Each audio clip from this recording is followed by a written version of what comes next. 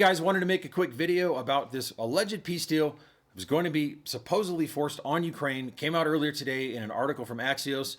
Wanted to give you a little bit of some relief, take a deep breath. This is not an official position as it seems right now of the Trump administration. It's inconsistent with things Trump has said today. And there's all kinds of roadblocks in place that show this is just something probably cooked up by Steve Witkoff and Kirill Dmitriev, the foreign minister for the Kremlin. Okay, so let's talk about the Trump administration and how it operates in this media environment. You're dealing not with, an organized situation like you had basically in any other presidency where the way they receive information, how they communicate, how they make policy is cohesive, consistent, and makes sense, methodical. This is a Lord of the Flies situation in the White House right now. And so when you have people like Witkoff and others kind of going about their own policy, you see it with, for example, on the tariffs. Peter Navarro comes out and says one thing, and then you have, Scott Besson come out saying something totally different. And it takes a couple days to actually become something, some kind of policy. Not really a good one, but at least something that is unified and makes some sense. You can at least identify the substance of what they're going to do.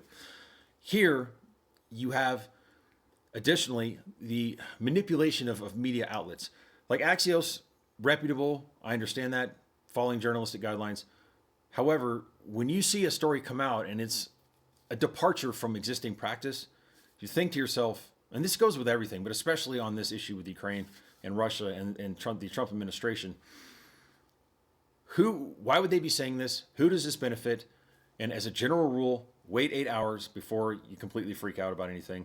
I think it'll save you a lot of heartburn. Okay, let's talk about this specific so-called offer. When you look at this, it is essentially the same maximalist demands that Russia has had the entire time. Totally unacceptable. The same thing from Turkey in 2023. First of all, the geographic situation.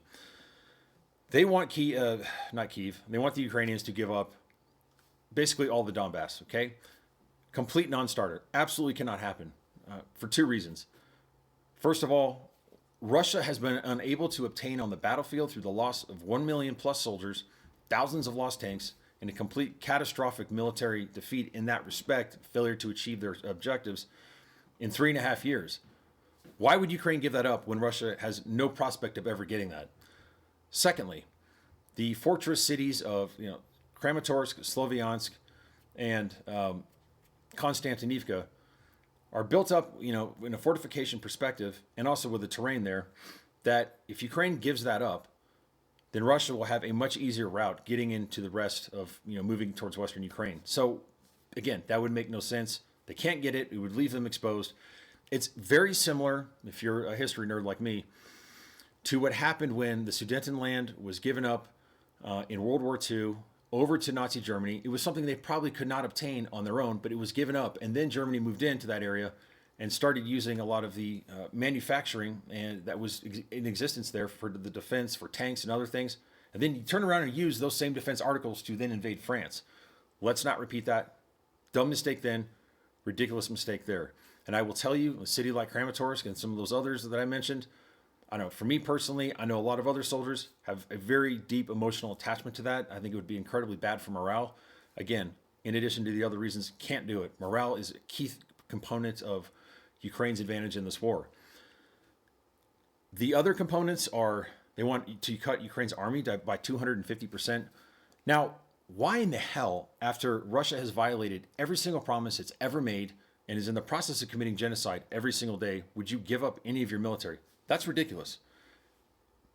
Also, they want to force Ukraine to give over its long-range missiles or any kind that can reach Moscow or St. Petersburg. Again, completely absurd. No reason to do that. I mean, under the very worst possible doomsday scenario of what happens if Trump cuts off everything tomorrow, he's not giving aid, but stop selling weapons, stop sharing technology, stop sharing intelligence. That doomsday scenario is nowhere near as bad, okay? Not even close to what this peace agreement is attempting to impose upon Ukraine. Therefore, it just makes no damn sense. It also wants to keep force NATO to agree to not have planes in Ukraine, to not have any foreign military in Ukraine. It's trying to bind NATO. I mean, this is outrageous and absurd. Again, I don't need to go on even any more than this. I mean, it's a suicide pact for Ukraine, and they get nothing in return. No mention what the actual security guarantee might be, but no reason to do this. It's not freezing up along the current lines. It's not giving Ukraine what it needs.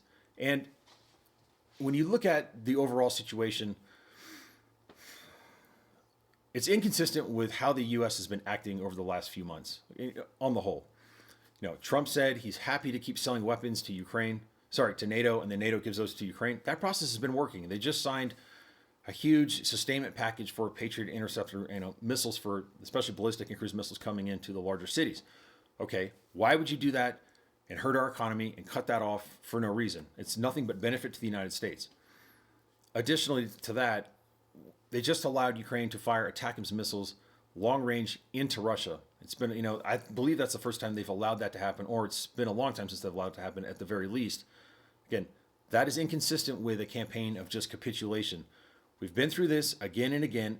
This is actually the same offer, more or less, that was just rejected out of hand in earlier negotiations involving the U.S. just a few months ago. It's just completely ridiculous what they're trying to pull here. And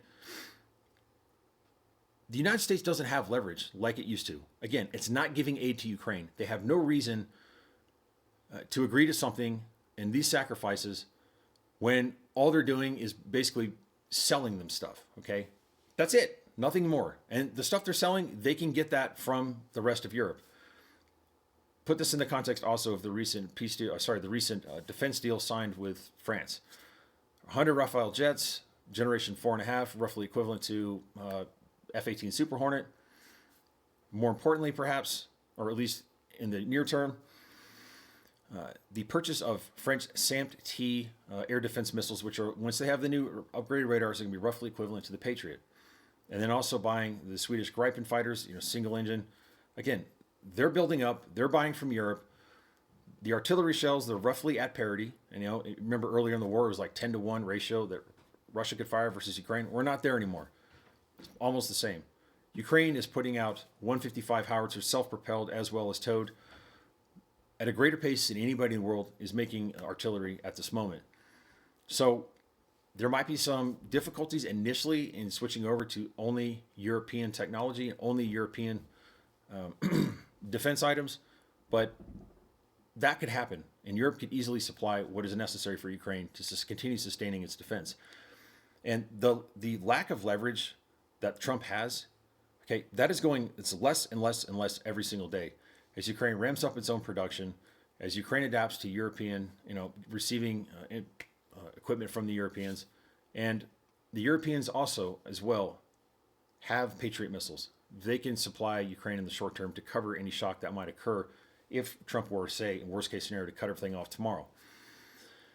Now, another thing, it doesn't make sense either that this would be forced on the Ukrainians right now. I mean, this is phrased as like a take it or leave it, a fait accompli. You're going to do what we say, and it's going to be over in a week to 2 weeks.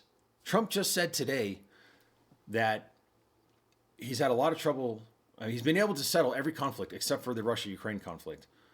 And his words and what he was saying are totally inconsistent with what is being put into this article by Axios. Again, not blaming Axios, but just saying, you put all this together, it doesn't seem to be an official policy. Until we hear it from Trump, until we know that it went through Rubio, until it comes out, let's say in a day or 2, 3 days, whatever, then this is roughly, to me, it looks like just posturing by Steve Witkoff. He's an idiot, by the way. I mean, just understand, this is a guy who used a Russian interpreter when he went to meet personally Vladimir Putin and nobody else in the room. This is a guy, remember, who completely screwed up the terms of a proposed settlement or peace agreement, went back to the Europeans, and there was 2 ships passing in the night. They were talking about totally different situations. Utter debacle. And the fact that this guy, apparently also, by the way, according to further reporting by the New York Post, this is based upon the Gaza peace plan that Witkoff came up with.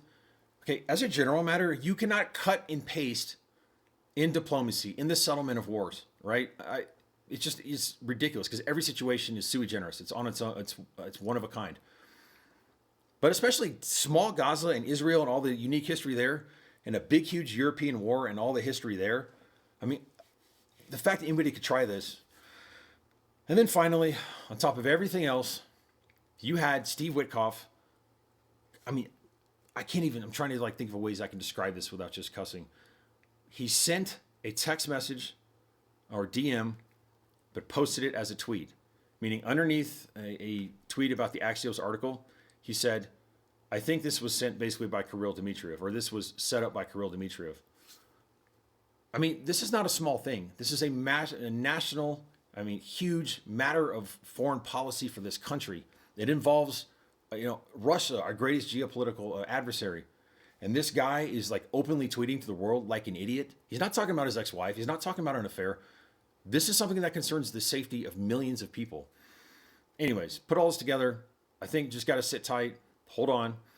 Europe is not going to go for it. Ukraine will be fine going forward if it has to be without the United States.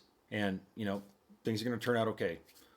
Got to hold the line and stay strong on this. Thanks, guys, for watching. Hope this clarified, made you feel a little bit better tonight. Have a good one.